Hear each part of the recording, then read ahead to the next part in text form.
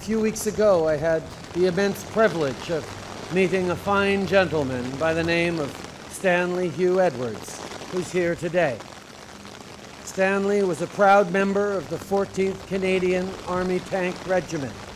We chatted while I was in Calgary. He told me about his life and about his time at Dieppe. And in his story, I saw reflected the strength of all those who took part in the Dieppe Raid 75 years ago. Boys forced too quickly to become men, men of tremendous bravery and fortitude, dedicated to country. Men who battled impossible odds with courage and hope, and who witnessed such a great loss of life. Thousands captured and killed, Canadian families forever altered, parents, siblings, spouses, and children left heartbroken.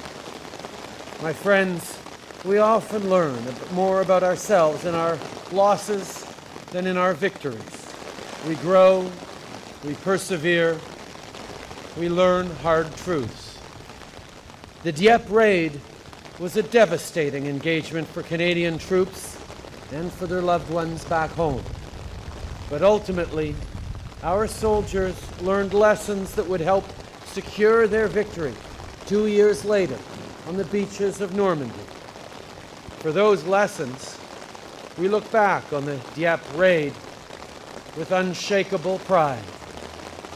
To our servicemen and women, past and present, thank you for your unwavering defense of the values we hold dear as Canadians. And thank you also to the families and caretakers of our brave veterans. Your service is important and it will not be forgotten. This year, 2017, Canada 150. It gives us the opportunity to remember a number of important milestones. The 100th of Vimy, Hill 70, Passchendaele, and the 75th of Dieppe. Today, we honor those who fought with such grit and valor on the beaches of France. As we sit here in the rain, thinking how uncomfortable we must be these minutes as our suits get wet, and our hair gets wet, and our shoes get wet, I think it's all the more fitting that we remember on that day in Dieppe. The rain wasn't rain, it was bullets. As we stand here 75 later with this duty and this act of remembrance, it is all too fitting.